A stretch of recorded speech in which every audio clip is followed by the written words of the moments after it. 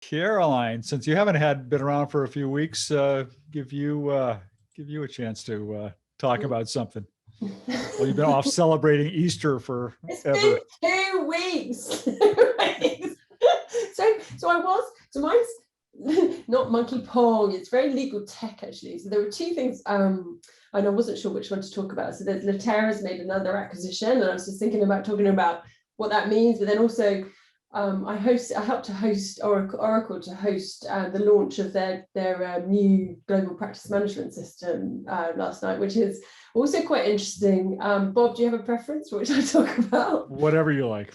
Well, let's talk about Oracle because I hosted it last night. Yeah, it sounds interesting. Yeah, so it's a relaunch because in 2019 they came to market with their global practice management system with PwC. That was a kind of based, obviously, very, very much Oracle based with very little legal tailoring at the time, which, as we know, it must have the right billing, capability, etc. PwC, it clearly hasn't worked. So they didn't really make any progress. Comments are asking if you could move your mic a little closer to your mouth or not. It's sounding a little hollowish for some reason. No, I don't. I'm probably not set up because I've been on Easter holiday. Sorry. Oh, okay, that's okay. Good. I'm sorry, I didn't check the mic. Can you hear me roughly? No, we can hear you. Yeah, a little bit echoey, a little bit tin canny. I should have done a sound check. I don't actually know what mic I'm on. Sorry. So the PwC offering clearly didn't work. I think partly because of the lack of legal tailoring in terms of the layering, etc. So they're now working with Frontera, who have spent the last 8 months. Jake Lullabert, who's been at Elite, he's been at Intap, he's been at Fulcrum, is working with Frontera to create the various requirements that make it a practice management system that's appropriate for the legal industry. And they just came to market formally last night. And the fact that Frontera is involved makes it more affordable, because the PwC meant that it was very much for the largest firms, pretty expensive, whereas this offering that they're currently coming to market with, they say can be anything from 75 attorney firms and upwards. So it's very much more scalable. And we had a demo last night, which was quite brief, so it's hard to really comment in terms of the functionality, and but they seem to have done, it looks good. And so it'll be really interesting to see how they go with it, and whether it's good in that market, as we know, needs some competition. So it's a bit lackluster. It's a cloud system at a time when a lot of law firms are still nervous about moving their practice management system to the cloud, but there's obviously been a big shift in cloud appetite over the last year. So it'd be really interesting to see how they go with it. Yeah. Did you write about it yet, or? I did. Oh yeah, I'll post this. Sorry. I wrote an early piece. I need to write. It was like pre-demo, pre-hosting this thing last night. So I'll write a fuller piece next week. But yeah, I'll post the sort of the sort of introductory piece that I wrote yesterday. I think it was. Yeah, it's interesting. I mean, I think it looks good. But as we know, these things live and die on the detail, and they've got to have it right. A lot of it is just straight Oracle, rather than layering it like Fulcrum or other ERPs.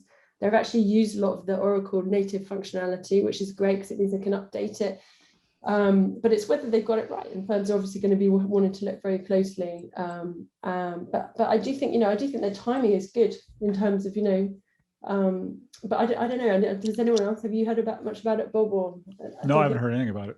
Yeah, it's so it's gonna be interesting. I sort of wish them luck. So Clifford Chance has got an early Oracle system which was sort of customized 1,000 years ago. So when our Oracle first came to market, we kind of thought that it might be a kind of attempt to get Clifford Chance off that.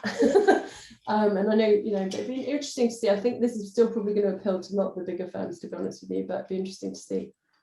Yeah.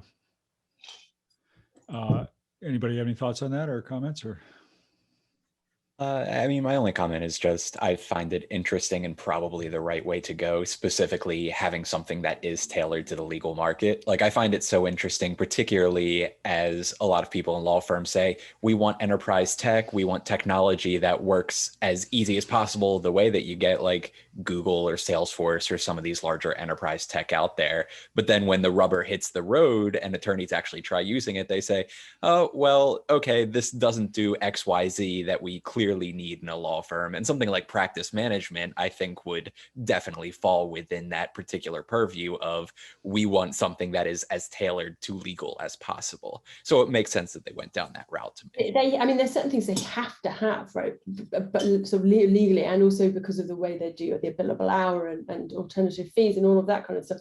And actually, the billing stuff is what's caused the likes of Baker McKenzie to lose shed loads of money, and then there's been other firms where they couldn't issue a bill, so in the billing bit is what they have to have right, they have to get it right, because otherwise it causes huge loss, when they can't bill. So they have to have that. That'll be the thing that firms are going to be looking at most closely, I think. Yeah. What was that adjective you just used? Shidlers? Did I hear that right? Me? Shidlers of money? Oh, what was that? I just Is that what is that? My language is deteriorating. Yeah, I probably said shitloads. It's a Shitloads. Oh, that makes a lot more sense. I was like, is that a British term? It's the UK version of Yeah, and that's why, call you out for swearing. That's not what I heard. for anybody from the podcast universe, the reason we don't have an explicit tag is because we've always been pawning them off as Britishisms. We've been duping you this whole time. Oh my god. Yeah, it's a highly technical term. Sorry, the language is deteriorating. No, I feel horrible. I thought it was actually like an interesting British word I'd never heard. Yeah. Really not. We'll probably be using it at the funeral this weekend or something. Whatever. I mean, although, like, is it and a shit ton though is spelled with two N's and an E over there. I think that's an important distinction that you need. Right. All right. Well, since Oracle sounds a little like Oric, I'll use that as a segue to the story I was going to talk about this week, because I'm not seeing any other good segues here. But